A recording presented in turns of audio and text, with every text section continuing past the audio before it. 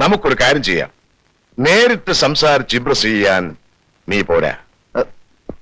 ഹൃദയദ്രവീകരണ ശക്തിയുള്ള കത്തെഴുതി അവർക്ക് കൊടുക്കാം. അതെന്ത് കത്താണ്? ഞാനെഴുതി തരാം. അപ്പൊ അച്ഛൻ എല്ലാ പരിപാടിയും അറിയാല്ലേ? ഞാനൊരു വക്കീലല്ലേ ദിനകര? എന്ത് വക്കീല്? അത് കളാ. ഞാൻ എഴുതി തന്നാൽ അത് കൊടുക്കുന്ന കാര്യം നീ ഏറ്റവും. ഏതായാലും നനഞ്ഞു, ഇനി കുളിച്ചു കയറുക തന്നെ. പെണ്ണ് വരുമ്പോ കൈ കഴുകാനെന്നുള്ള വ്യാജേന ഞാൻ മാറിക്കൊള്ളാം. ആ തക്കത്തിൽ കൊടുത്തേക്കണം. വരുന്നുണ്ട് തോന്നുന്നു. കെട്ടടി കെട്ടടി. മോള് വരൂ. അങ്കിൾ കഴിച്ചോളൂ. കുഞ്ഞമ്മേ, എന്തോ എന്റെ ബ്രേക്ക്ഫാസ്റ്റ് എന്റെ റൂമിലേക്ക് കൊണ്ടുവന്നോളൂ.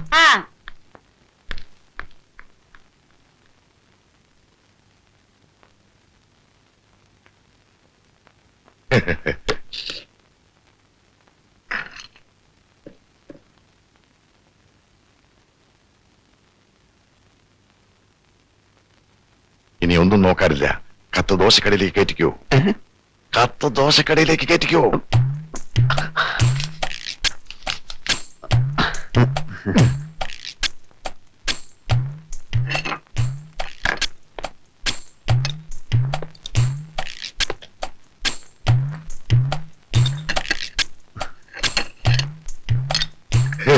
ദോശ മീനൊക്കെയായിരിക്കുമല്ലേ?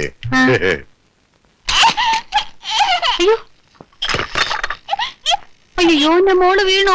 പോട്ടെ പോട്ടെ പോട്ടെ. കരയണ്ട കേട്ടോ, കരയണ്ട. ചേച്ചി ഒരു കാര്യം കാണിച്ചു തരാം കേട്ടോ.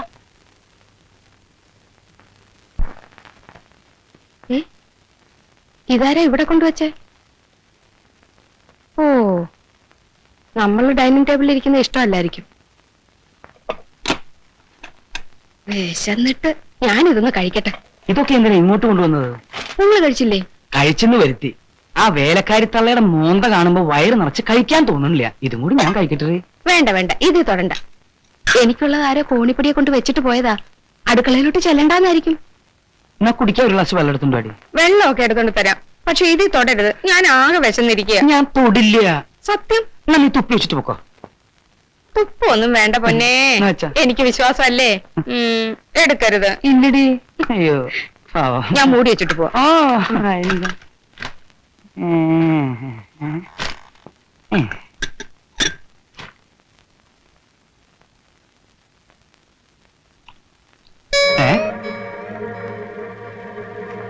ഇതെന്താ ഇതിലൊരു എഴുത്ത്?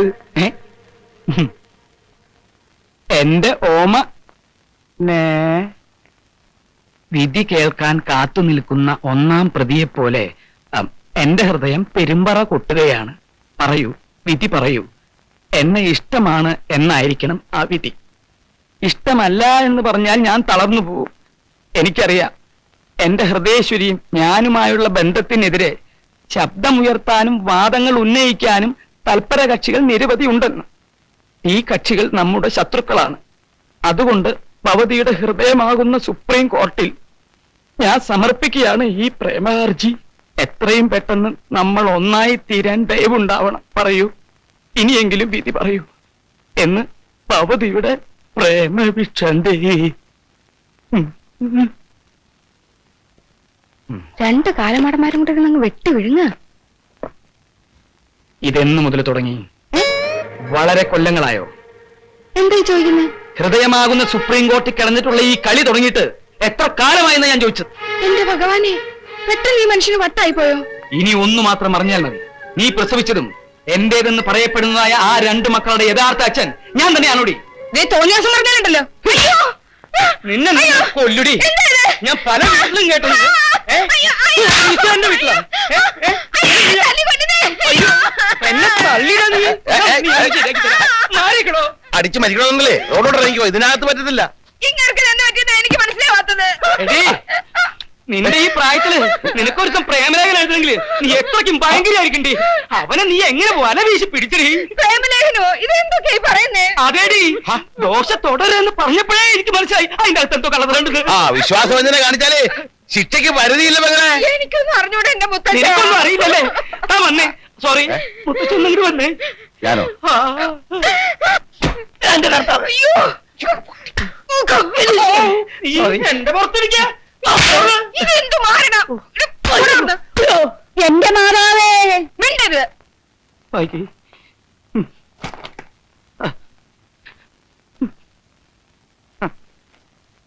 മനസ്സിലായി. എന്ത് മനസ്സിലായി? ഇത് എഴുതിയത് ആരാണെന്ന് മനസ്സിലായി. ഓ എങ്കിൽ പറഞ്ഞതാ, ഞാൻ ഇപ്പൊ തന്നെ പോയി അവന്റെ കഥ കഴിക്കും. കഥയൊന്നും കഴിക്കണ്ട, നിർബന്ധമാണ് രണ്ട് ഇടി കൊടുത്തത്. ഓക്കെ, ആരാ? ഇതൊരു വക്കീൽ എഴുതിയ പ്രേമലേഖനമാ. വിധിയും കോട്ടും കണ്ടില്ലേ? ഉവ്വ്, ഏത് വക്കീൽ? പുറത്തുനിന്നൊരു വക്കീൽ തന്റെ ഭാര്യയ്ക്ക് കത്തെഴുതുമെന്ന് ഞാൻ വിചാരിക്കുന്നില്ല. എന്ന് വെച്ചാൽ? ഓ അത് ശരി, അവൻ. എടാ വക്കീലേ, ആരാ ഇവിടുത്തെ പ്രേമ ഭിക്ഷാന്റെ? നിന്റെ പ്രേമഹർജി എന്റെ ഭാര്യയുടെ അടുത്താ? അയ്യോ, അതൊക്കെ അവരുടെ കയ്യിലെത്തി. അപ്പൊ നീ തന്നെയാണ് എന്റെ അടല്ലേ?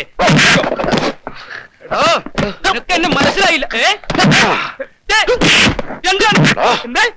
അയ്യോ എന്റെ അമ്മോ, അടിച്ച കൈ ഓടിക്കച്ച. അല്ല വക്കീൽ സാറേ, എന്റെ അമ്മോ, അയ്യോ.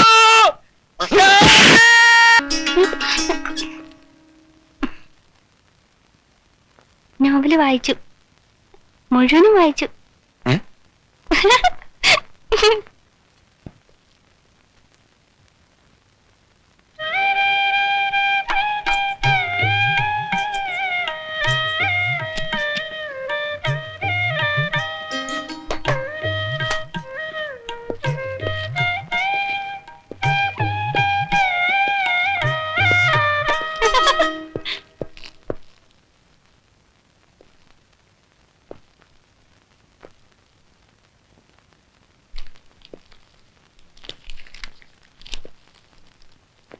നല്ല ഇനം ചെമ്പുപാത്രങ്ങൾക്ക് മുസലിയാർ പാത്രക്കട. എനിക്കതിനെ ഇപ്പൊ ചെമ്പുപാത്രം. എഴുത്ത് കിട്ടി. എല്ലാവരും ഉറങ്ങിക്കഴിഞ്ഞതിന് ശേഷം അടുക്കള ജനാലക്കൽ വരുമോ? സംസാരിക്കാം. ഒരു പെൺകുട്ടിയുടെ ചിരി കേട്ടല്ലോ ഇവിടെ. നീര വീണച്ചാ. അയ്യോ, വീണോ? എന്നിട്ട് എന്തെങ്കിലും പറ്റിയ കുട്ടിക്ക്? എന്റെ എഴുത്തിൽ അവൾ വീണെന്നാ ഞാൻ പറഞ്ഞത്. ആഹാ. ഇതാ നോക്ക്. എങ്ങനെ ഇനിയെല്ലാം വെടിയും തീയും പോലെ സംഭവിക്കും. എല്ലാവരും ഉറങ്ങിക്കഴിഞ്ഞതിന് ശേഷം അടുക്കള ജനാലക്കൽ. എന്തിനാണാവോ സംസാരത്തിന് അടുക്കള ജനാല തിരഞ്ഞെടുത്തത്? എടാ മണ്ട, അവളുടെ മുറിയിലാകുമ്പോ മറ്റു പിള്ളേർ അറിയില്ലേ? എനിക്ക് തോന്നുന്നത് കുഞ്ഞമ്മയുടെ സപ്പോർട്ട് ഉണ്ടാവും ഈ പരിപാടിക്കെന്ന. വലിയ വീട്ടിലെ പെൺപിള്ളേരുടെ പ്രേമത്തിന് എപ്പോഴും ഒത്താശ ചെയ്തു കൊടുക്കുന്നത് അവിടുത്തെ വേലക്കാരികളായിരിക്കും. ഓഹോ, ഓ എത്രയും പെട്ടെന്ന് രാത്രിയായ മതിയായിരുന്നു.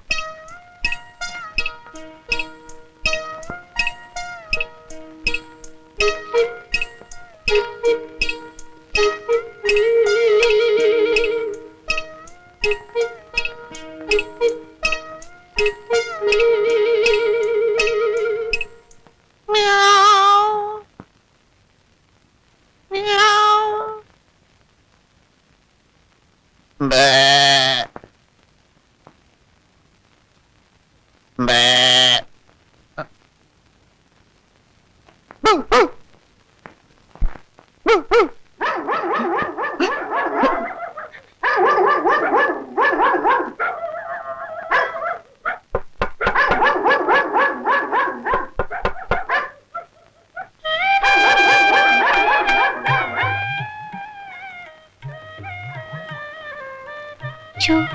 എനിക്ക് പേടിയാവുന്നു. ഇത് ഞാനല്ലേ? ബാബുവേട്ടനല്ലേ? ആദ്യം പൂച്ച കരഞ്ഞതും ബാബുവേട്ടനായിരുന്നോ? അതെ, ആട് കരഞ്ഞതും പട്ടി കുരച്ചതും ഒക്കെ ഞാൻ തന്നെയാ. എനിക്ക് 20 മൃഗങ്ങളുടെയും 19 പക്ഷികളുടെയും ശബ്ദം ഉണ്ടാക്കാൻ അറിയാം. അപ്പൊ ആള് ഭയങ്കര മിമിക്രിക്കാരനാണല്ലോ. മിമിക്രി ഇഷ്ടാണോ? പിന്നെ ഭയങ്കര ഇഷ്ടാ. എന്റെ ഭാഗ്യം. എങ്കിൽ ദിവസത്തിൽ 24 മണിക്കൂറും ഞാൻ കുട്ടിയുടെ മുമ്പിൽ മിമിക്രി കാണിക്കും. അതിരിക്കട്ടെ, ഇതെന്താ എന്നോട് അടുക്കള ഭാഗത്ത് വരാൻ പറഞ്ഞത്? ഞാനൊന്നും അടുക്കളയിലല്ലേ കിടക്കാറ്. ഓ, അതെനിക്കറിയില്ലായിരുന്നു. ഞാൻ പോലും അറിയാതെ എന്നെ ഇങ്ങനെ ഒരാൾ സ്നേഹിക്കുന്നുണ്ടെന്ന കാര്യം എനിക്കും അറിയില്ലായിരുന്നു. ആദ്യം ഒരു കത്തയച്ചിരുന്നു. അത് മേൽവിലാസം തെറ്റി. അത് ഒരു കണക്കിന് നന്നായി. സത്യം പറ, എന്നെ ഇഷ്ടമാണ്. എന്തൊരു ചോദ്യം അത്.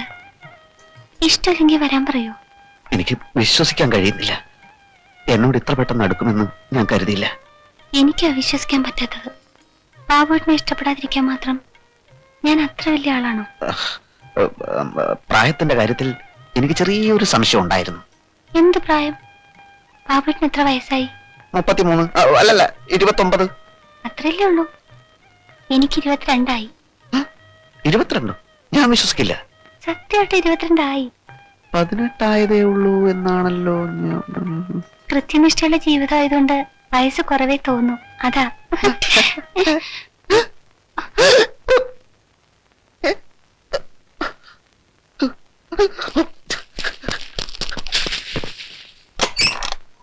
എന്തായി?